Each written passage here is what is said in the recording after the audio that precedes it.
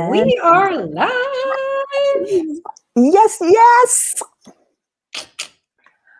All right, all right. And I'm going to hit live on our Instagram page at the Afrikan Unicorns. Yeah.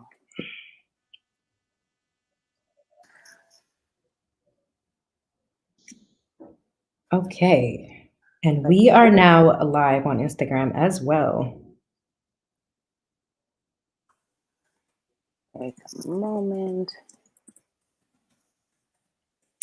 We're going to take a moment to share our live and our respective pages. So if you look like you're weirdly staring at the screen, we are also trying to get the word out for people to tune in. So you could also maybe take some time to share our live, tell your friends.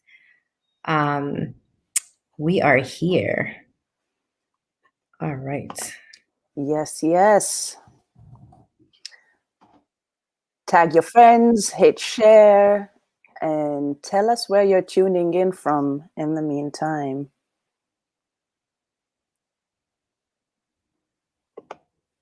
Oh, AB is on point. AB just liked the video as soon as we went live.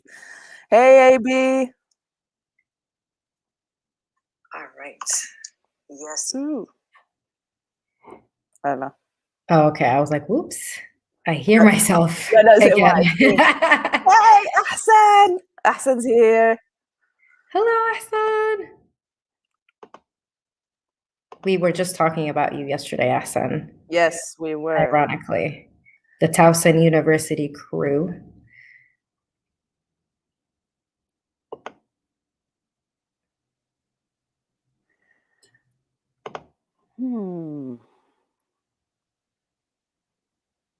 African unicorns. Yes. Here we go. Oh, we miss you too, Ahsan. Thank you for tuning in. Everyone, thank you for joining us. Wherever you're joining us from, please let us know. Today, we're going to be talking about whose future is it anyway? How did we get here? Indeed. Oh, man. So our last episode, we had a pretty good conversation. We talked about purpose and passion. We talked about kind of how do we get there, right? How do we, are they in conflict? Do we still go to school and turn off our passions? Do we pursue them at the same time? What does that really mean? Do our parents kill our dreams in the process, or can we thrive and persevere and still come on top and pursue those passions later on in life? But we had a pretty good conversations and kind of sharing all our different perspectives and walks of life, whether it was from like an educator perspective, a graphic design content perspective for the youth, mentorship perspective. So all of it just kind of, we had a pretty good conversation. So we got to thinking, we talk a lot about learning and educating the youth as adults, but realize we're talking as adults about children.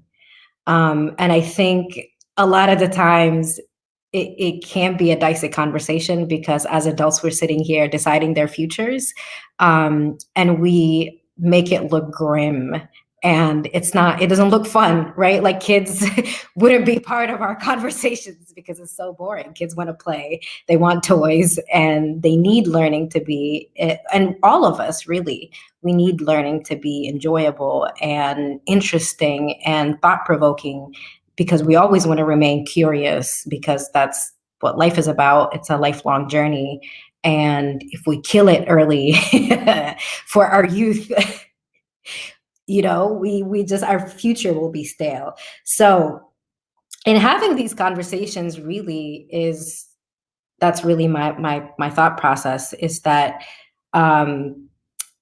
how do we reignite these conversations, or even reframe the way of we think about learning in a way that makes it that it makes sense. It's tied practically to our life, and we don't create an environment where our kids are at odds with what they have to go to school for, technical training versus hobbies or passions that they have, and how do we cultivate that inner passion for them and keep it going.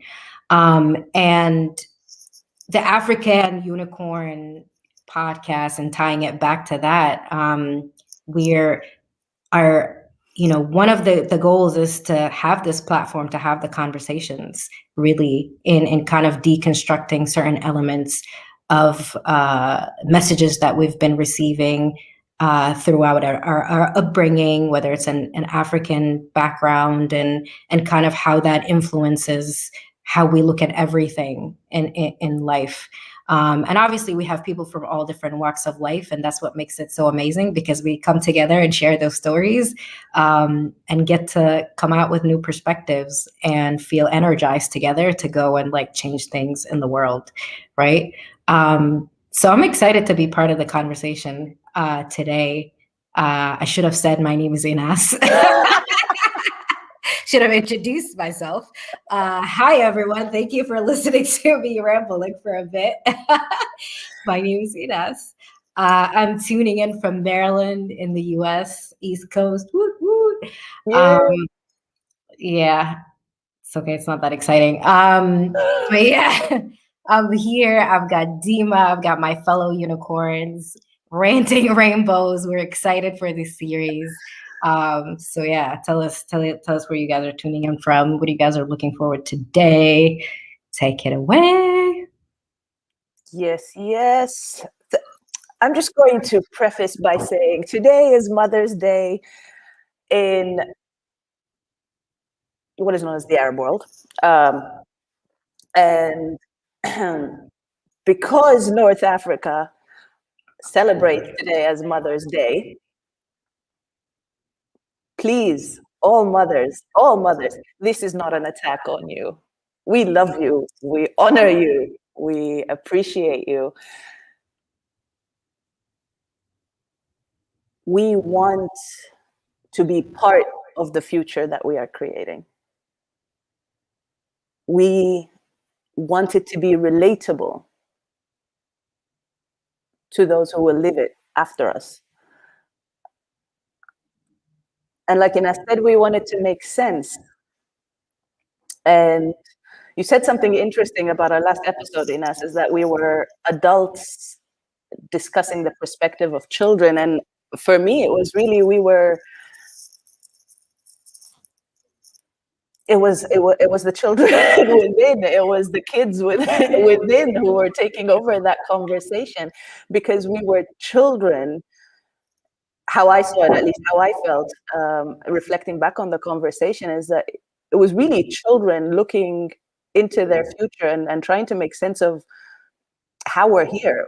What is this messy present that we're in? How did we get here? How much of it is our doing, and how much of it is someone else's doing to us or for us, or this was done to you and not for you and not by you.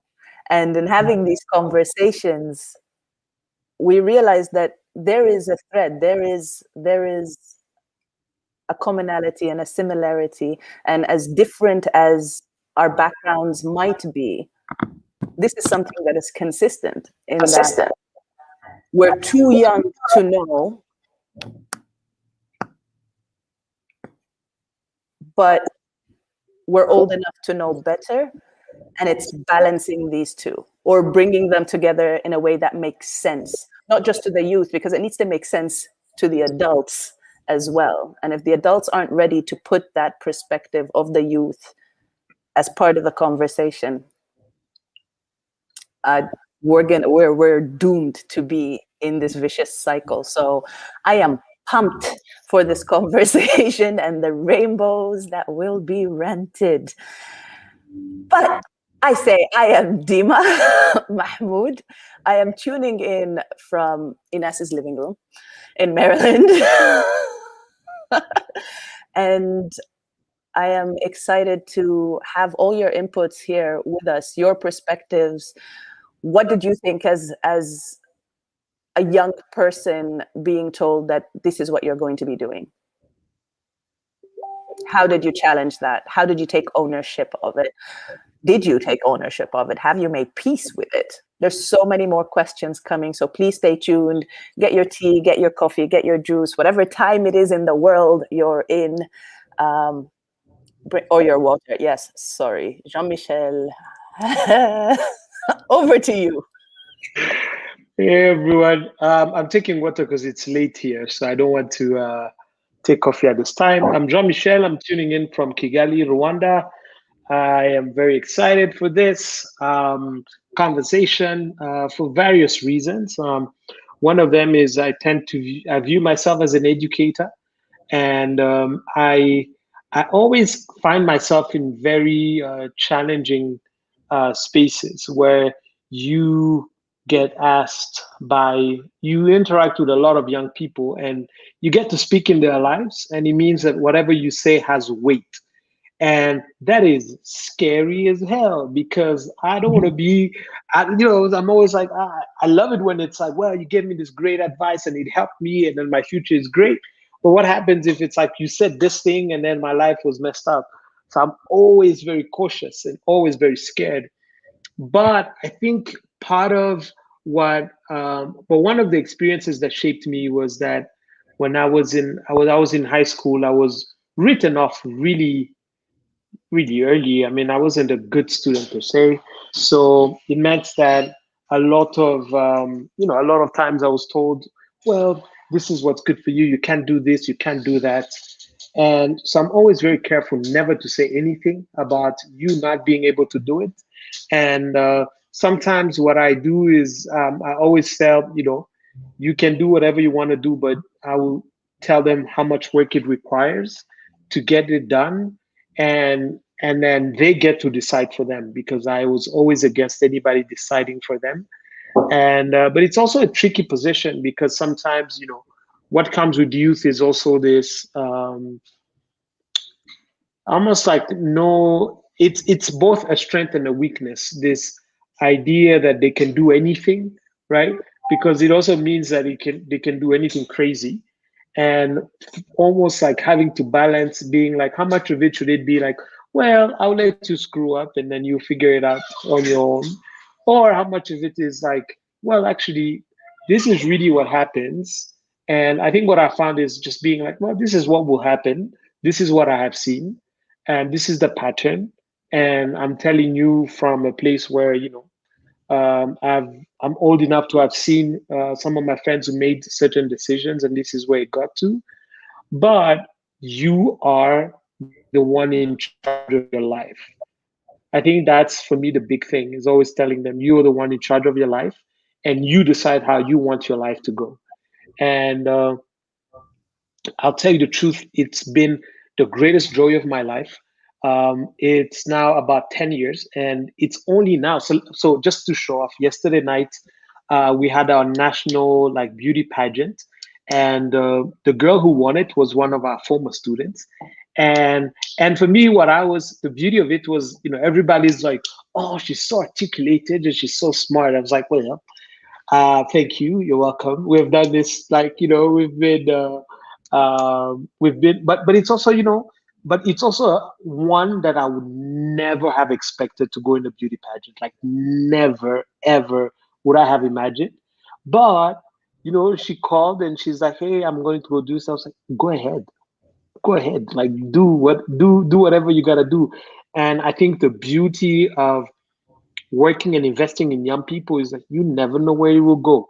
Some of it might be wasted, but some of it will bring out things that you had no idea.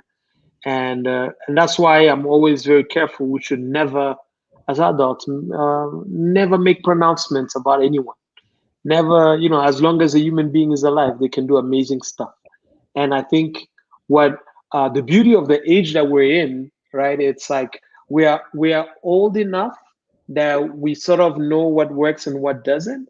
But then we're also young enough that we remember how we hated anyone telling us what to do and what not to do.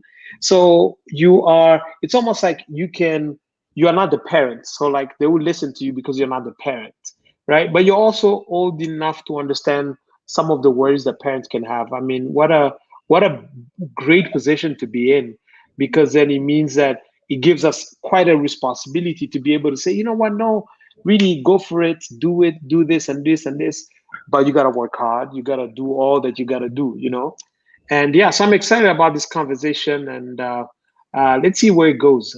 I'm really looking forward to see where it goes.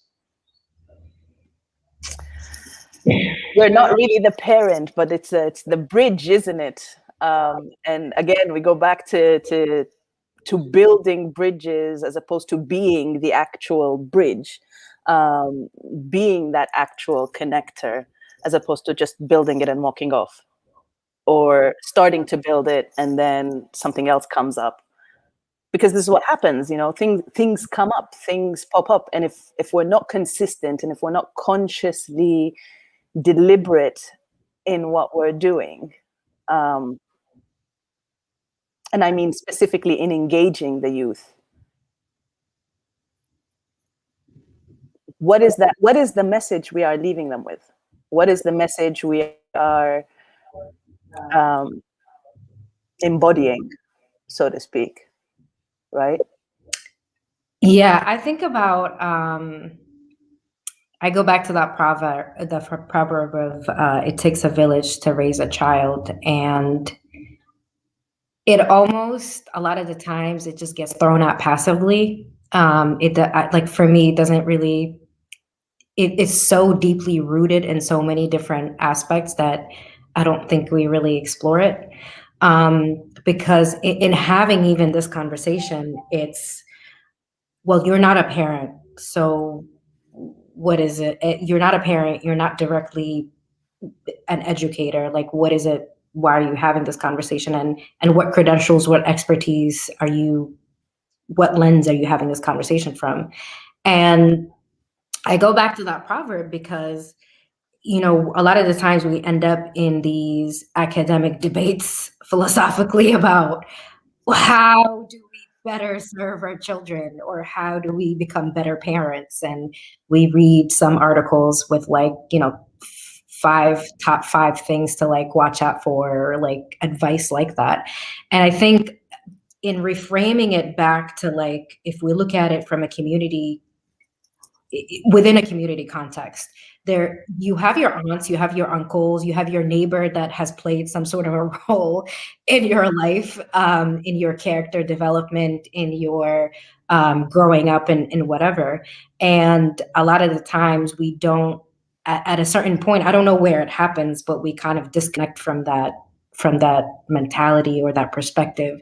It becomes, what entitles you to talk about my child or about my child? And but again, if we're looking at it from we look at it from a community perspective, where we each have different roles to play, and even within the aunt role, or even within the cousin role, in looking at the younger ones, do we pass certain wisdom down? How do we do it? How do we talk to them meaningfully to be like, hey, what you're doing, I've been down this path, or here, let's explore this message a little bit more.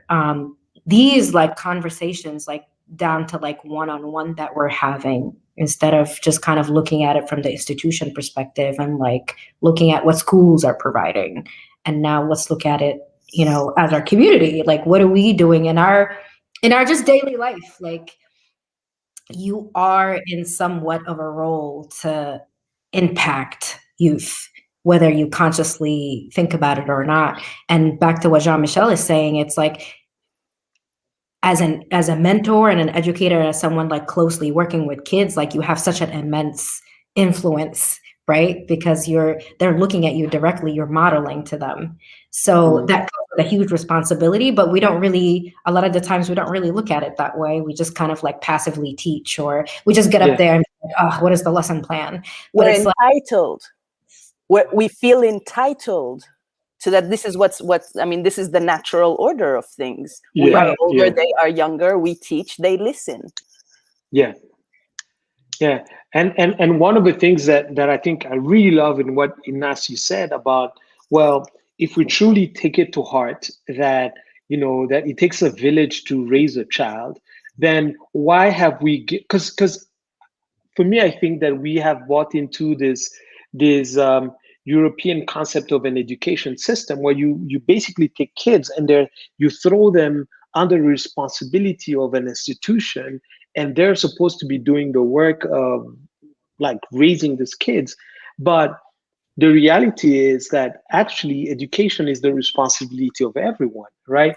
This idea that it is all of us that are responsible. It's not like some sort of education system that is there that is responsible. It's all of us that are responsible. So, for example, it means that yes, parents have their place, but one of the things that I try to tell my friends is like, how everybody's like, oh, we need to change the education system. That's true.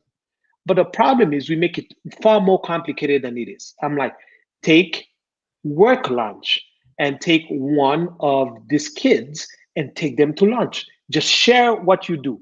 Tell them about what you do. Just share with them, the almost what it requires to be you, right? And for me, I found that it was the adults who took interest in me that deeply changed my life. It was the ones who took me seriously enough to be like, well, okay, cool. Um, um, we're gonna meet up, and you better be on time because I don't accept anybody being late. And put up a standard and say, I'm gonna tell you the way. I'm not gonna dumb down all the discussions. I'm not. No, you gotta pull up. And I have told guys, it's like what I have found, which is weird because I always thought, oh, you got to do all this amazing. Like the real influence is really in places you will never think. I thought I'm going to go there and give them like the best theory because I read all this fantastic book. Nobody gives a damn. They don't really care. But the influence was when I will buy them lunch and I'll take them to lunch and I'll be like, so what do you want to do with your life? What do you want to do with your life? I'm like, that's too small. And sometimes I just say it as I usually say you're prophetic. You tell them what could be, right? I'm like, that's too small. And then they would say, well, I want to be this and this and this. I was like, all right. I'm like, oh, I know this person who does it, and I'll connect them and I'll say, yo, meet them for lunch, and I'll even pay for that lunch. Meet them for lunch. And that's amazing. And what is education if it's not that, right? Like we complicate it, and it's there's space for like what does the curriculum look like and all of that. Yes, but it is also just like Inasa said, it's a community work. It's the think about it, like, especially in African families or African, like you always had some sort of guy uncle in the neighborhood. You didn't know what he does, but he always had some really wise things that he would say. He'll give you all these quotes about life. And the problem is at this point we're almost denigrating that. We're not giving it value as it should. We have institutionalized this process of investing when actually it just takes somebody to sit around and ask a bunch of questions to a kid and be like, well, what do you want to do in the future? Like, and how are you preparing for that?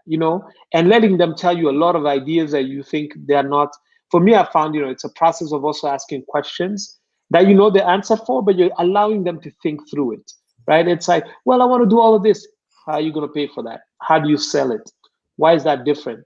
And then you see almost in their eyes, you see like, oh, they're thinking and they're thinking, and I'm like, all right, cool. Go back. I'll come back next week, and I want you to give me that answer. And you'll be surprised. You can give them 2 books, 3 books, they'll go and read it because you have taken them seriously.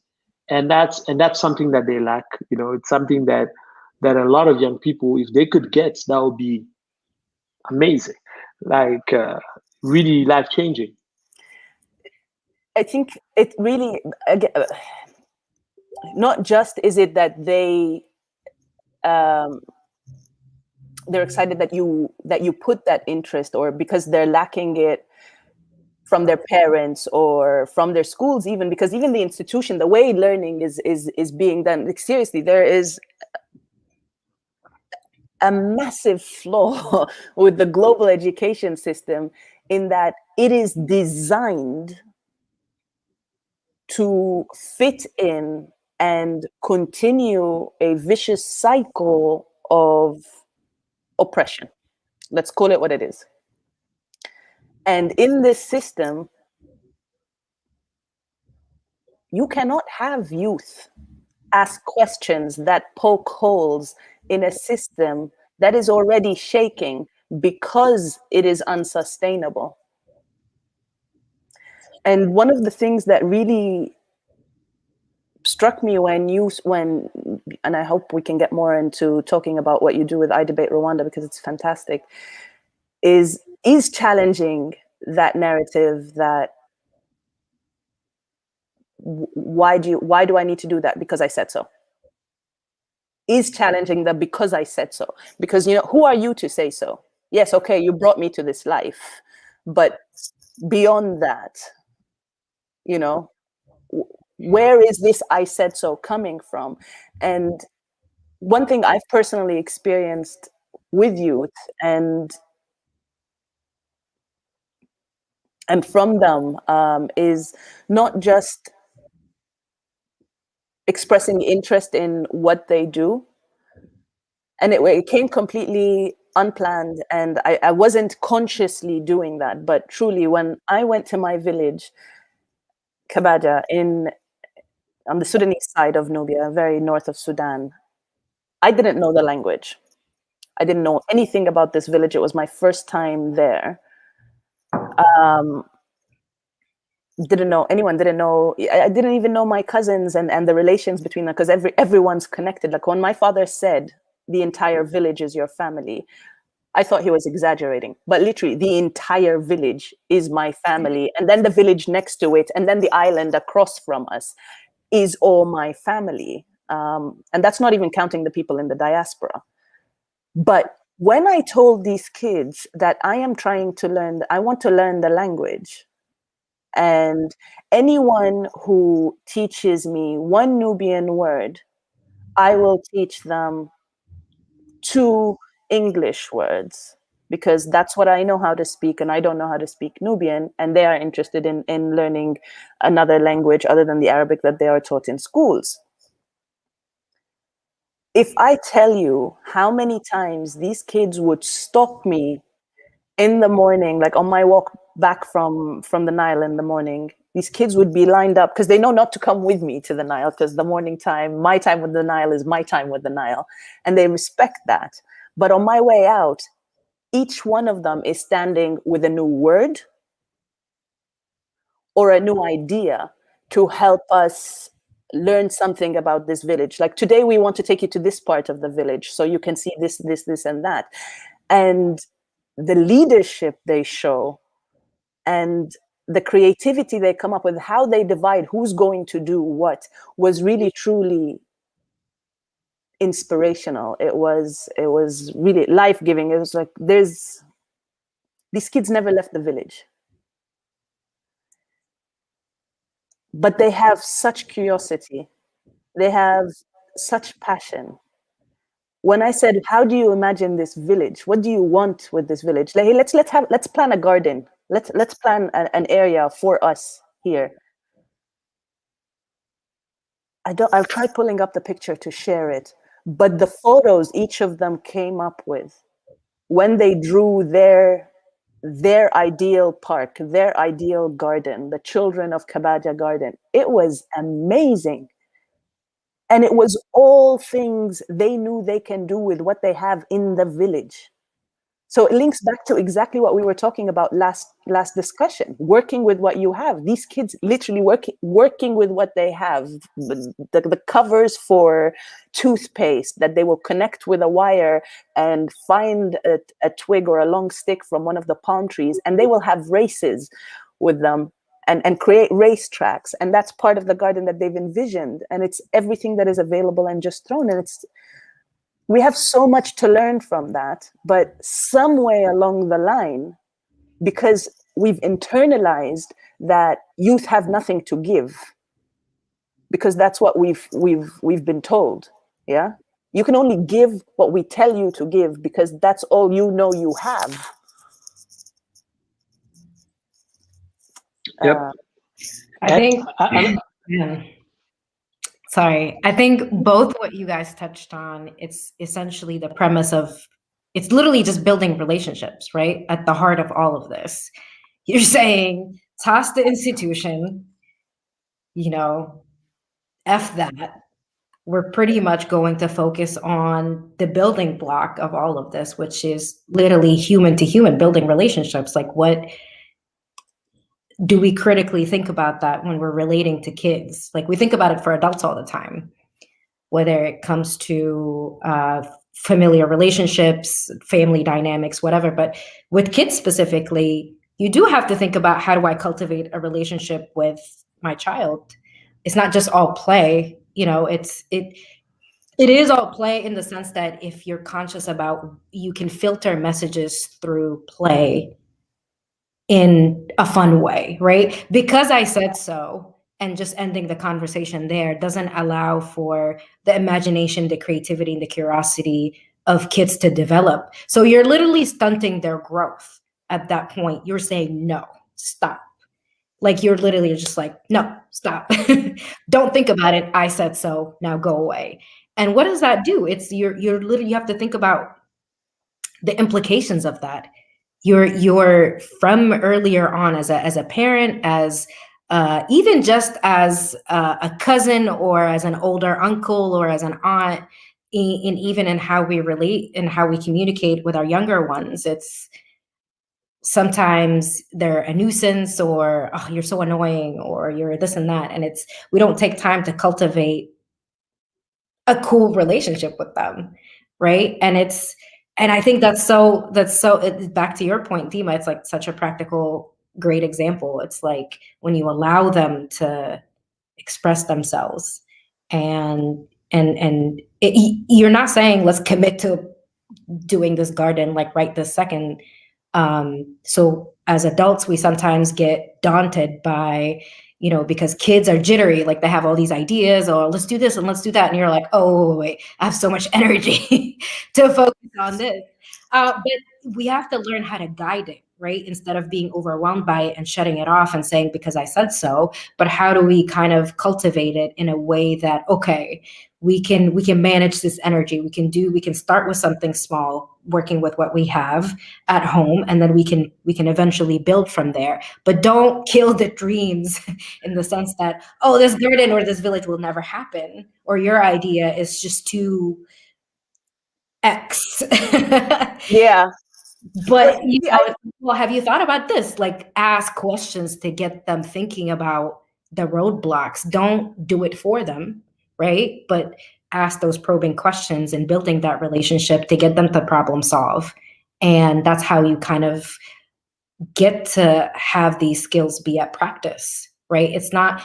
Nothing is just, even what we were talking about earlier, it's like, math class isn't just about learning the formulas and getting stuck into like memorizing certain sound bites or certain ideas, but it's about, how do we cultivate perseverance through problem solving? How do we get them to, by asking open-ended questions, by learning how X child in front of you is interacting and relating to the world, we can get them to think about it in different ways. Because guess what? We have experiences as adults that has broadened our perspective.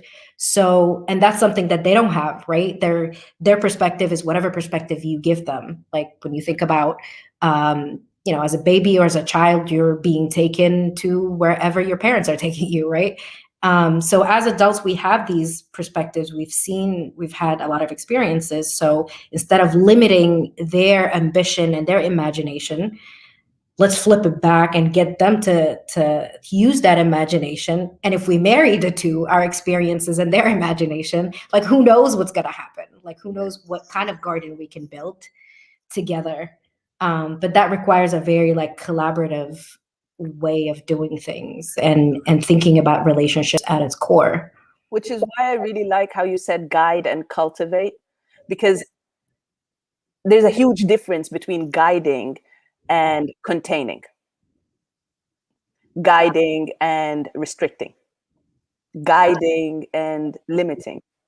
You know, when you're playing bowling, you put, for beginners, they have the sidebars, right, to guide the ball. But really, what it's doing to the ball is that it's stopping the ball from going anywhere else. Right. I mean, I could hit a strike 3 lanes down if that ball decides to go there. But if the bars are stopping it from moving, you know, I'll never know how far that thing will reach. But in that point of guidance and cultivating and growth, we have a new unicorn joining us for this special episode here, who had some very insightful points in our last conversation, and I am very happy to have him join us. So I will just bring him from backstage and have him introduce himself. Frankie. Hey, how are you guys? Hello. Who are you calling guys? Okay, fine. Queens and King, how are you? Is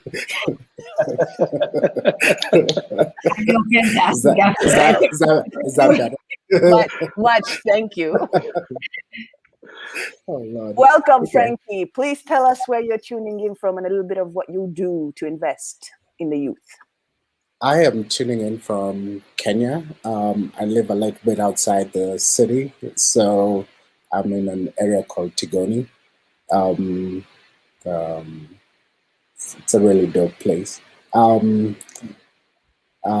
So what are we doing with the youth? I think actually my whole career has been about engaging the youth ever since the time I was at JMU, and even as I'm out of like that space and so on. So I think I'm more on the creative side, the photographers, the cinematographers, and all those kinds of guys. And I think what I'm passionate about is getting them from the place where they realize that they've got like some insane skills to, hey, yeah, you can be on the set of Game of Thrones or something like that, or you can be working for Pixar if you want to, and that kind of thing.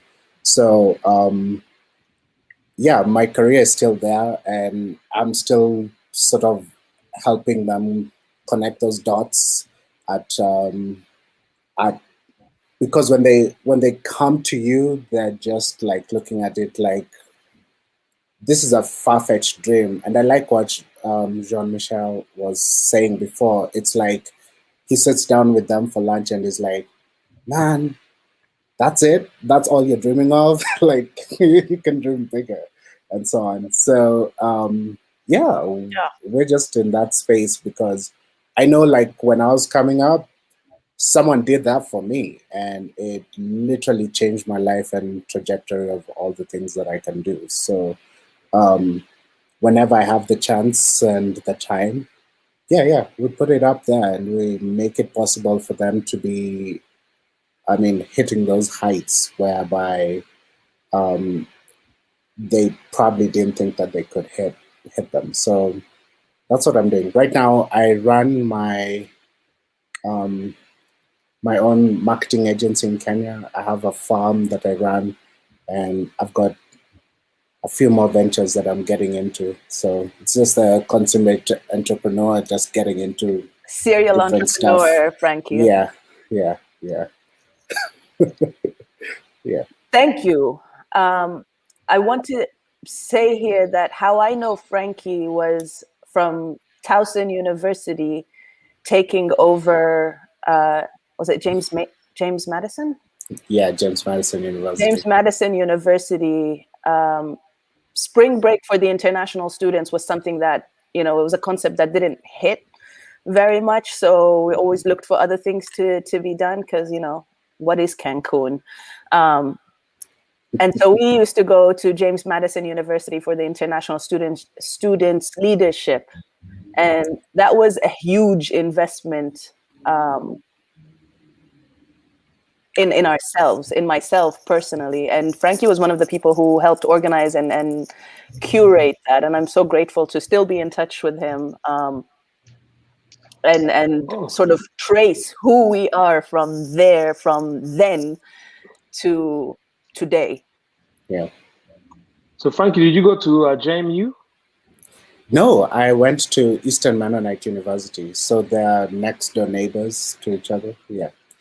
Oh, It's okay. just that there No, were because we're working to bring a lot of program from JMU here. So I've been actually partnering with like the Office of the President to do a lot of partnership and build relationship with universities here. So very interesting. Oh, Very, cool. We should chat. Yes, to dot connecting. This is what these platforms, definitely. seriously, this is exactly why we have created this platform, because within our respective circles, there is someone who is going to inevitably help build something in another circle somewhere. It's just a matter of connecting these dots, and it goes back. Can I give an example? I think that again, the same thing of like we complicate things. Last year, Dimah got in touch, and she was like, "Well, we wanted to do a debate, and can you get me some of the young people to participate?" And what I did, I basically said, "Hey, a friend of mine," I sent the link to what you're trying to accomplish with Africa Week. And Yeah. first of all, these guys go, "Wait, what? You're getting us to speak there? We can't do it or whatever." And then to make it even worse, I sent them Dimah's profile, and then I said, "Well, she's my," and then from there, their mind goes, oh my God, I can't come and I'm not prepared. So they go and do a lot of work. And then I tell them, and I'm like, by the way, the organizer, she's kind of big deal. So you don't just show up anyhow. And in my head, I'm like, but it's just Dimah, right? I'm like, this Dimah, like this thousand. And then, but in my mind, I figured that what was important was for them to understand, like, no, you're meeting, like for them in their mind, it was, oh my God, we're having this conversation and this big person who organized it is there, right? And so we got to step up our game. And what I used to make them say, what I used to tell them all the time, don't make me look bad. I'm like, these are my friends and they're serious people. And to show you how much I trust you, I will not even be there. I would come in and out, right? And I do it because then I knew the moment Dimah goes, I think one time, and which is something that, Dimah, you do so well, is you say, oh, wow, oh my God, you're only 14. And then you hype them up. Oh my God, you should see afterwards, they're like, I just felt like I was so important. And they're like, well, I was like, I felt like I was important. And I was like, well, if I put it, if I, in my mind, what it was is Dimah, my friend, is doing something, and then I'm giving some of my kids to go and participate. Not a big deal. But to them, what it is Jean-Michel has trusted me to be in an event that brings together a lot of Black people from around the world. And they're meeting this other lady who is like a doctor, and she's like, she has this crazy profile, and she told me that I'm smart. You see, like for us, it's really, really small, but it does amazing, right? And I think after that, I'm like, we need to be more intentional about it. So, I was like, I know a lot of friends who, because I'm always thinking, I'm like Inas and Dimah and Zaytun and all of these guys. I just remember we were at Tassen, same time, but right. And then I'm thinking, but for a lot of these guys, what a great opportunity to use then your network of friends to then also, almost like, we're on the same page, but they're pushing forward some of these young guys, right? And I think it's some of it which is really, really, really magic. And the last thing I would say is that I think one of the best book I've ever read, which changed my life, Paulo Freire, The Pedagogy of the Oppressed. And there's a part in the book, I think my favorite quote, and it says, education either stands as a means of integrating the younger generation into the logic of the present system and bring about conformity, or it becomes a practice of freedom, means by which men and women deal critically and creatively with their world and participate in its transformation. So it has always helped me to say, well, then education has two things. It's either a conforming institution that just brings people into what this is what is, and you just gotta do it because we said so, or it could be a means of bringing people together and say, hey, what if we actually build something that has not been before, right? And part of what I found for me is like bringing a lot of young people in the process of building something new and just being like, you know what, I'm also learning as we're learning, but what if we did something crazy, you know? And when I taught for 2 years, and one of the things I used to do is I'll tell these kids, I'm like, I believe in you so much, I'm going to give you work that, you know, 2 grades up. And I told them, I'll give you a challenge. Every week we read a book. If you finish, I'll buy you pizza. And we'll talk about literature and all of this. And I make it sound like it's like, you know, it's like, and then these intellectual things. And like parents will come to me and say, my kid is out here asking me to buy books. And they're like, I don't know where that I'll get that money. I'll get it. It's like I'll find that money and I'll buy them books. Because if they're asking me for books, that means, you know, there's something else. And then, you know, I got them to read like, you know, habits of, you know, the 7 habits. And I got them to like, okay, let's write our own stuff. And it's amazing. Like you know, you think, and then they tell you like, no. And then, you know, they will always say, I was like, I feel like I'm smart. I feel like I'm important.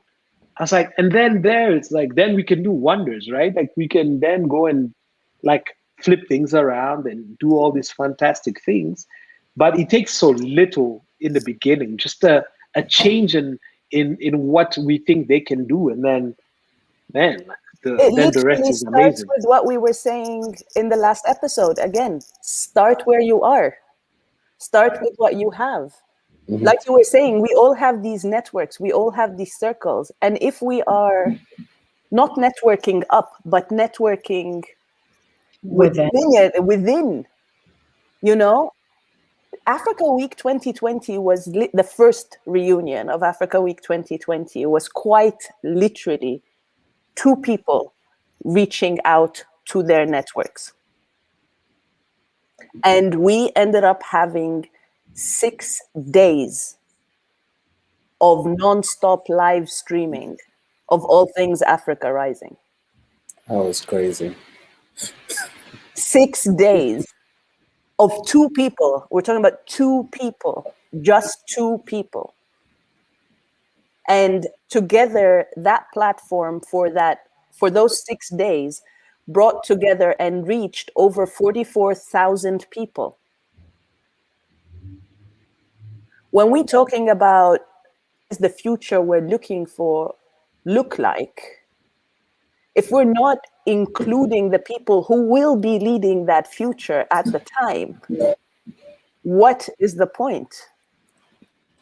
And Jean-Michel, you said all you said with the first time the kids joined that debate, and obviously he had hyped me up so much, and at the end of that debate I am such an emotional wreck, not knowing any of the stuff that he said. This is the first time I hear what he's actually told them, which I'm now wondering is, I wonder what was going through their mind when I got on the live after they finished their debate and just like bawled my eyes out. It's like, it was so emotional. I think I sent you a long voice note crying after that.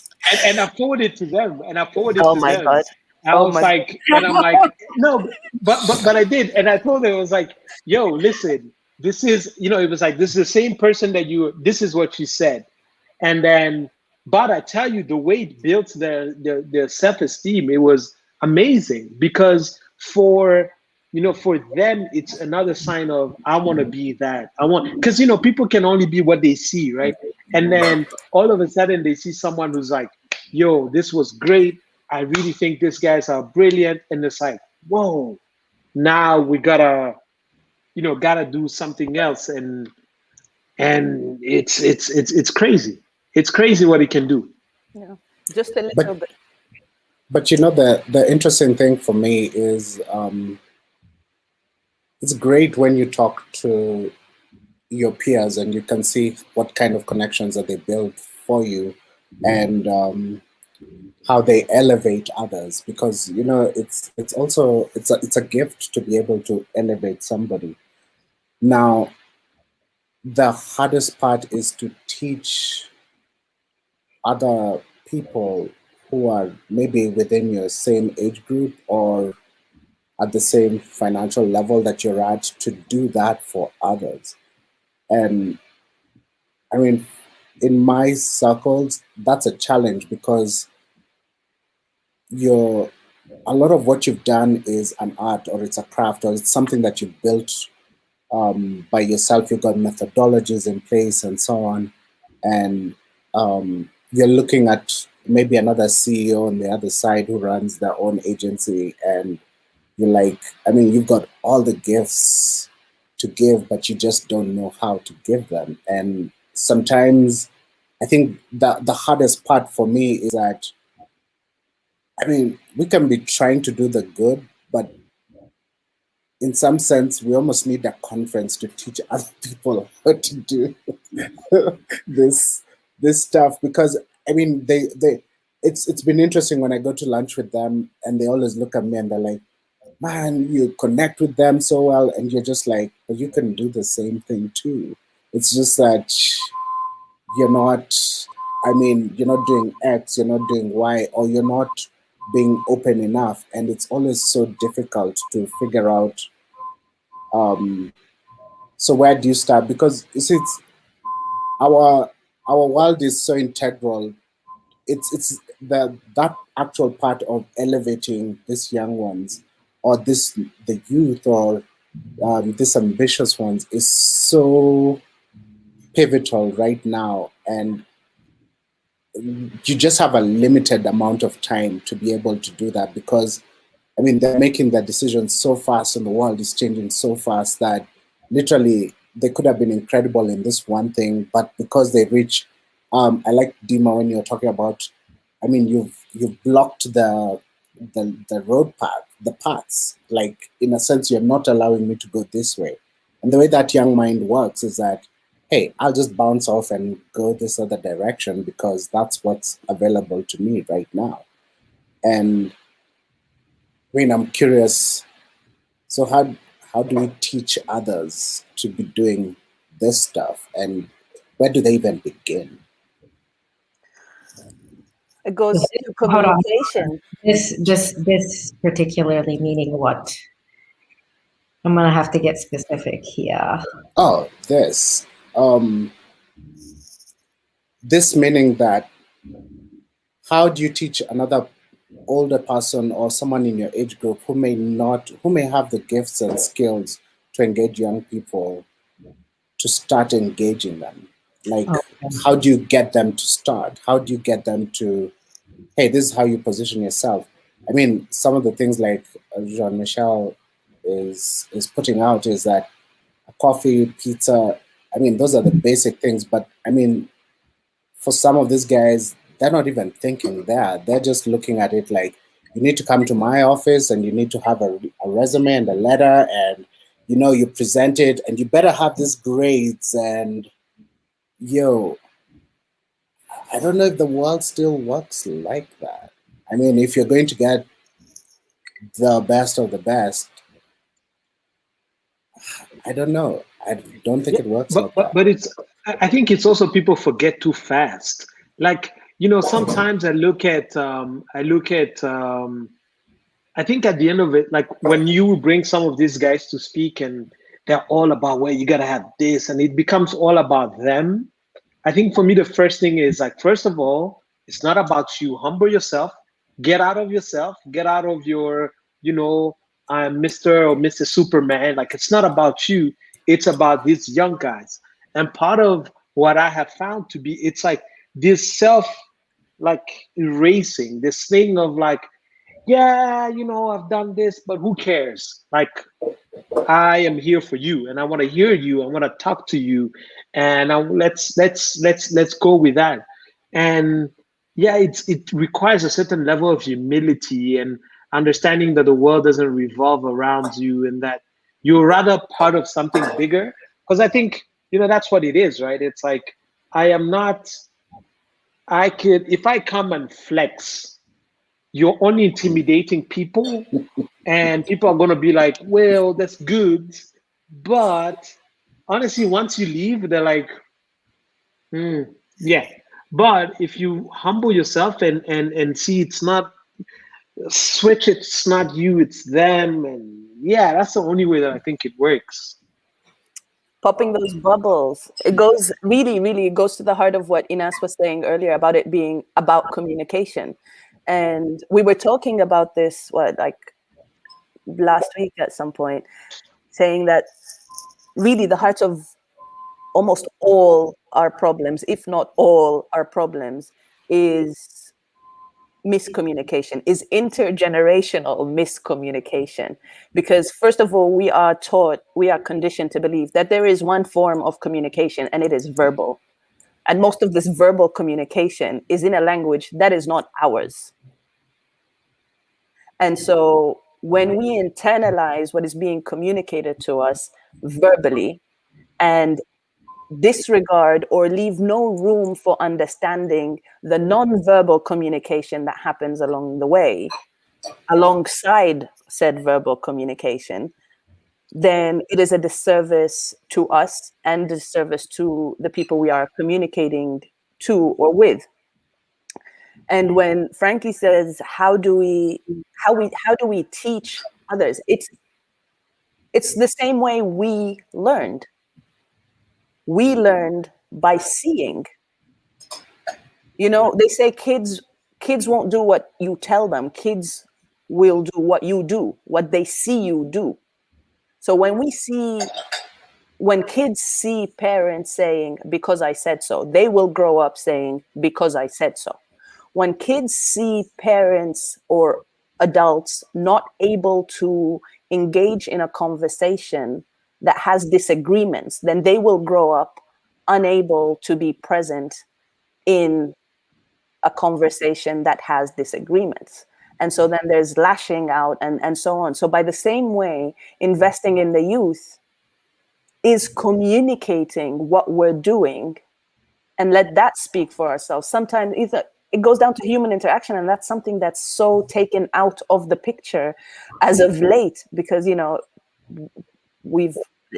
everything is institutionalized and robotic and transactional, and that human part, that the vulnerability of humanity is lost. And in losing that specific element, everyone's just running for survival mode. But we know our friends. We know that we can say, some friends won't respond until you literally put it on them. So like when Jean-Michel said, I'll pay for the lunch, but just go meet this person. I'll get you this, but just can you spare an hour to speak with so-and-so, or half an hour to speak with so-and-so. Sometimes we need a push as people. Sometimes we need a reminder. And I feel like the best way to get more people into what we're doing is to keep doing it. And whenever possible, to send and keep an open invitation, keep the door open for people to come in. What I'm loving about how African Unicorns is evolving as a platform is we did just that. We kept the door open. It started off with 5 of us who were going to be speaking about our experiences, and then ventured off into topics that, we don't necessarily have the experience for. So we're just going to see who does and see who's willing to join. And someone does. And then we have engagements from people who are tuning in and giving their input, giving their insights, like yourself, Frankie, and even suggesting topics to be discussed later, which we will stay tuned. Allows us to say, you know what, well, we're having this conversation, you suggested that, and you said a few things, would you be open to joining? and you come in and here there's a connection that's been created on this screen, on this live right now, that who knows what will happen, what JMU and JMH here will be doing together because of this connection.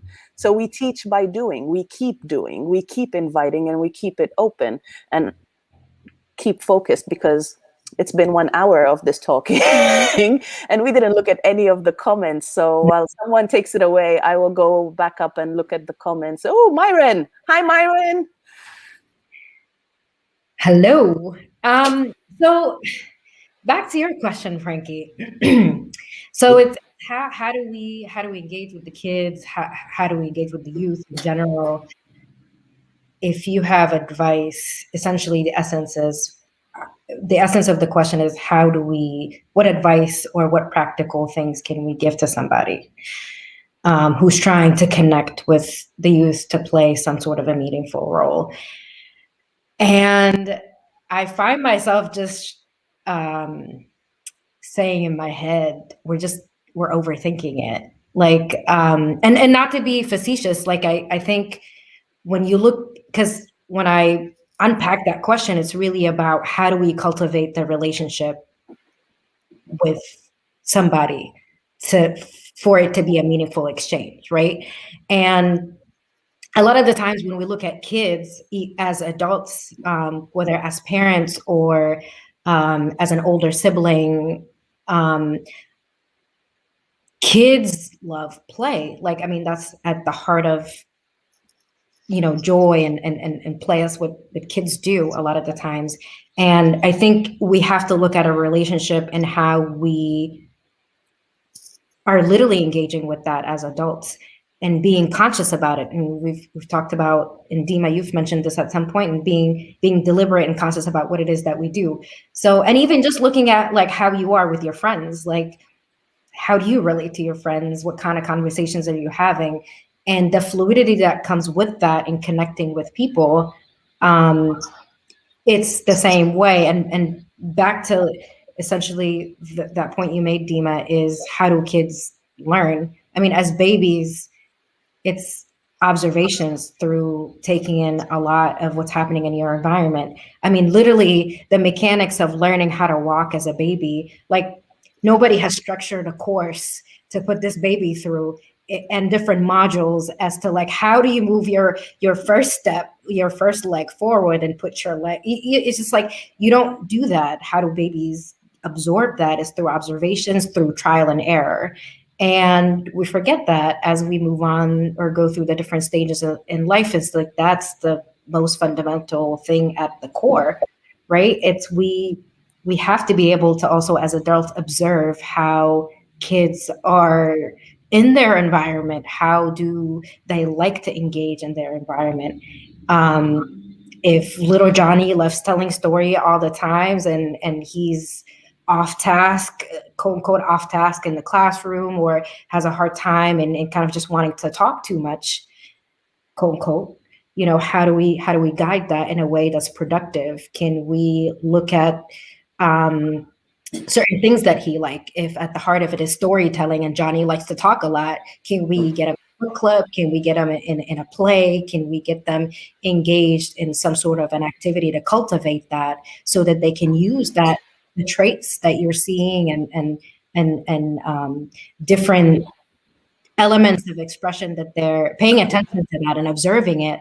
And so we can learn how to cultivate it. And so a lot of the times we come in and be like, all right, what's wrong? What's the problem? How do we fix this? But have we spent enough time observing and learning what it is that's actually happening in front of us in order to go in and actually contribute meaningfully? So in just being conscious and observing, and I think that's something important that we need to do. So Myron has a comment. One of the easiest ways to help and teach our peers is to demonstrate that you care in a selfless way. Indeed. Yes, I also like his comment, his earlier comment about some of the most influential people in his upbringing did so from a position of generosity and not immediate obligation.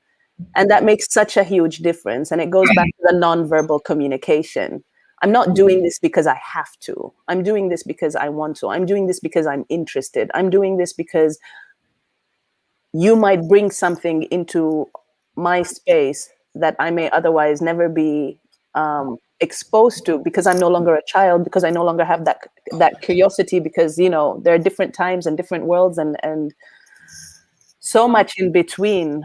But in us, it goes back to understanding that everyone in the community has a role. We each have a role. And it goes back to what Jean-Michel was saying, is that education is the responsibility of everyone. The issue or the challenge here, arguably the biggest challenge, is that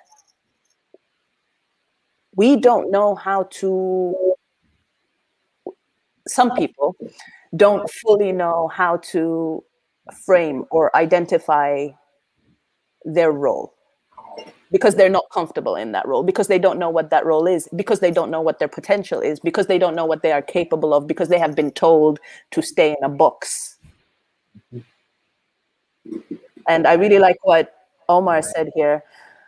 Mr. Sharief was supposed to be joining us, but he did the responsible thing and invested in the youth the way he knows best. But this quote here, kids learn through play until adults come around. Yeah. Can we just take a moment to appreciate this?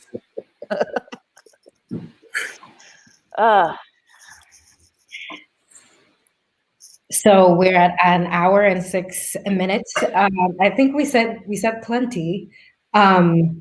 If you guys want to share some last thoughts. I want Jean-Michel to share something, actually.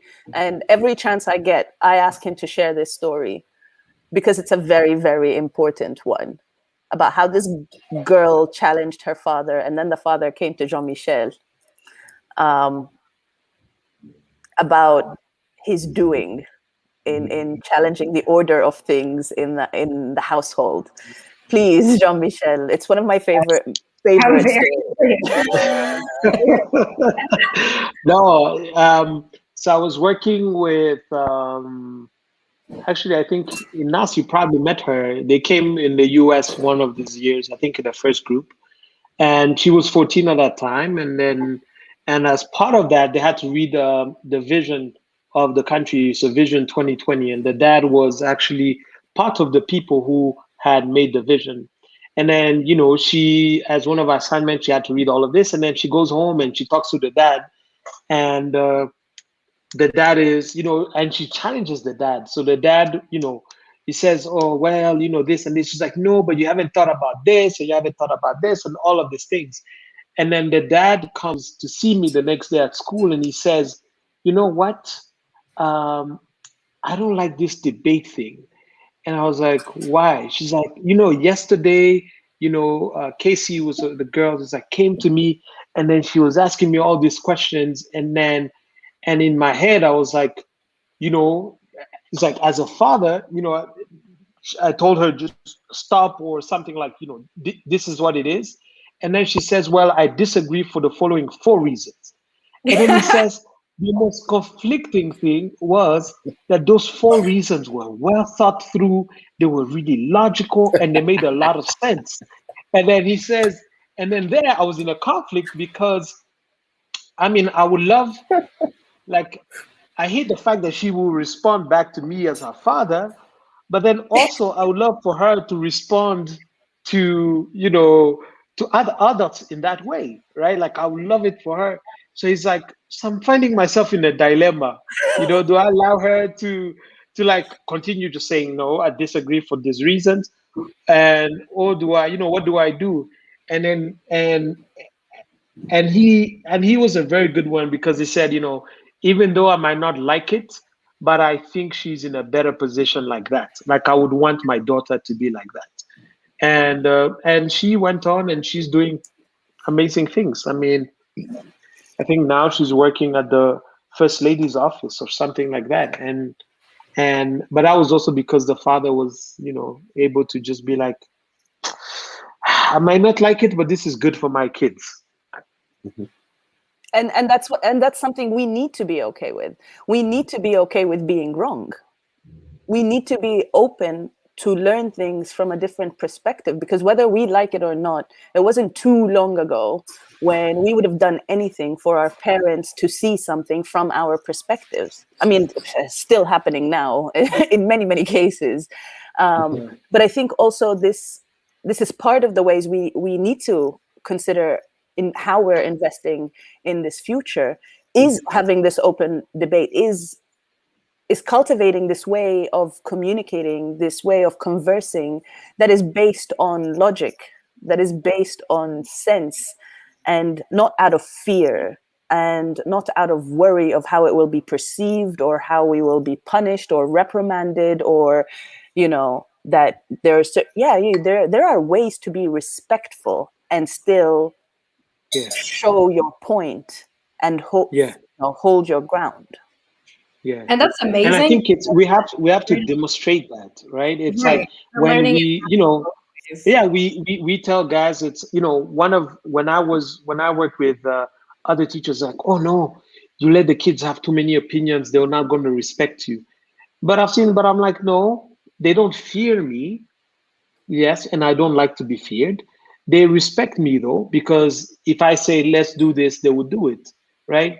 And but it's also for me as an adult is being okay with a kid sometimes saying things and I'm like, I'm not sure if I agree. And you feel like it's also the patience of like you love sometimes feeling like, well, you're just saying that you're still young, but never saying it, being like, all right, let's reason this out. Let's, because I understand that um I'm far more interested in you growing than me being right, right? Like that's what matters. Quote. The whole point isn't to be right. But I mean, that's a beautiful example because it's. I love that the father actually came and talked and had a conversation with you, because I think that was an important piece. A lot of the times, like you don't see the continuation of that, or it just stops at like, you shouldn't talk to me this way, it's disrespectful. Instead of like the whole point of this is like, you know, we can still cultivate that into talking to the kid. And the thing is, like, sometimes I ask, it's like, what is the worst case scenario? The kid is gonna give some other logical response back, and God forbid that's a threat to the democracy, the constitutional monarchy, to the order, to the order. You just decimated the monarchy. Like, but we have to think about, like, really, what is the worst case scenario? Like, really, are we really threatened by the kid's response? Because as you have it for yourself, it's, you have the experience, you were an accomplished person, you have so many years of wisdom, hopefully, and just have a conversation with them. They're not that scary. And if not with them, then in front of them, then around them. Right. You know, this whole, okay, yes, certain conversations cannot, maybe should not happen in front of children. Fine.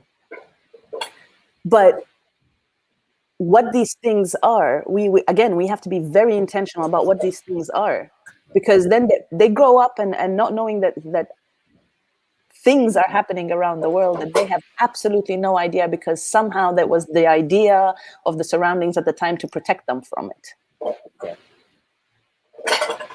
You know, disappointment is one of them. We don't grow up knowing that there's disappointment. We just grow up feeling disappointed as like throughout this growing, like whether it's the adolescence, you're disappointed because you're not getting your way. You're disappointed because you're internalizing the disappointment of your parents in you.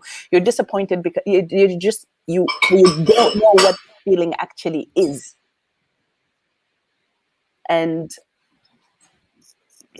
if we're not having these conversations, if we're not being vulnerable, if we're not okay being wrong, if it just keeps feeding that.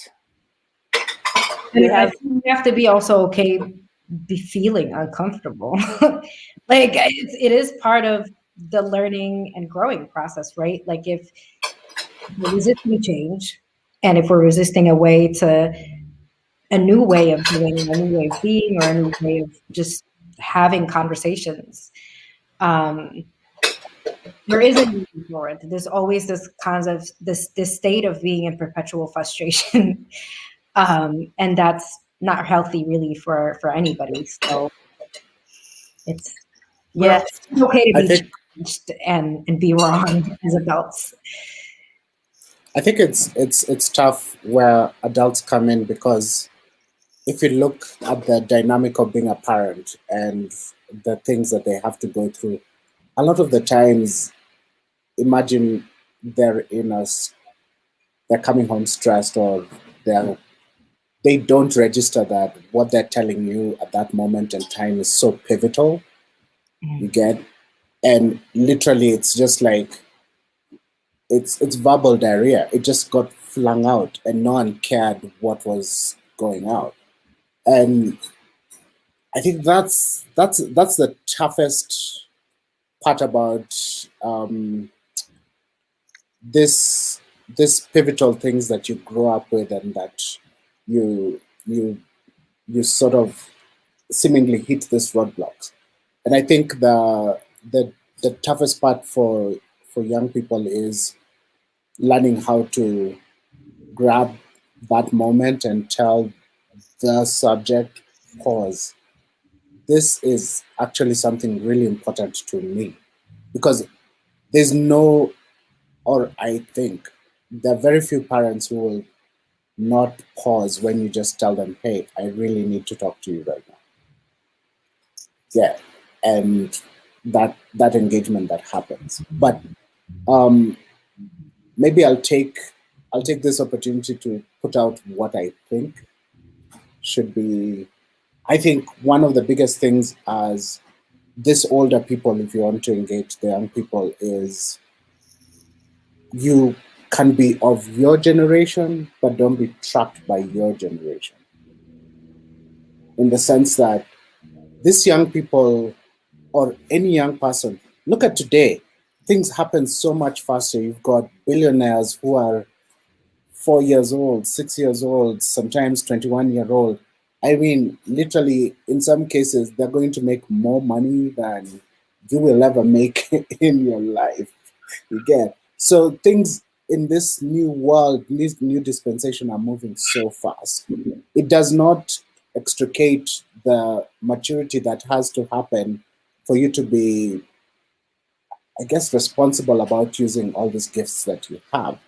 But you see now, as the adult in the room, or hopefully, you can be of your generation, and that those quirks that come with everything that you've grown up with.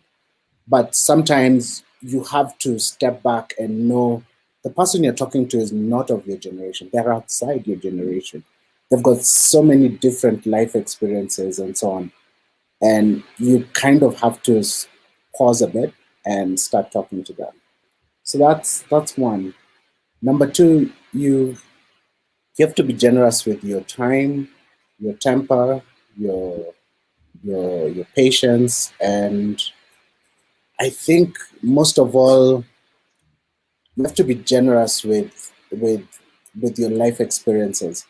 I like what Dimah was saying a minute ago, where she was talking about there's some things that are hidden from you. And you know, as young people go through life, they're hidden through, hey, these are the treacherous parts that we've had to go through to make your life amazing, or something of the sort. And imagine if you start opening it up to them, to the young people, to the youth, and everyone, they'll appreciate what some of those pains and struggles are. So don't shut them down, or don't sort of close them into this world where all these things are happening. You kind of have to be out there with those nuggets, because they'll now understand where your nuggets of wisdom are coming from. Because I mean, you've been through the furnace. You've come out as a diamond on this other side. I mean, something had to have caused you to make that change to get to this place. And then we just have to be generous. I remember when I was running I used to run a creative agency at JMU called Technology and Design. And the most interesting thing about my experience there was when I met an African American student who told me, your department is amazing and I want to join it, but I don't think I'll ever have the chance to work with you. And I was like, why? Because I feel like I'm very open and all these things. And he's just like, because I truly believe I can do the work and I truly believe I can be amazing, but I don't think that whatever I have to show you is at the standard that you demand. So at the time, I used to hire the best of the best talent that was around. And sadly, a lot of the time when I had that conversation, I walked back to my office and I was like, I have an opportunity to hire 30 employees. And actually only 3 of them are Black. That was like, whoa, what am I doing wrong here? What is going on? And it literally forced me to go back, and I was just like, got him, sat him down. I was like, come in, you do the interview, we'll give you the best equipment, everything under the world, run, show us what you've got.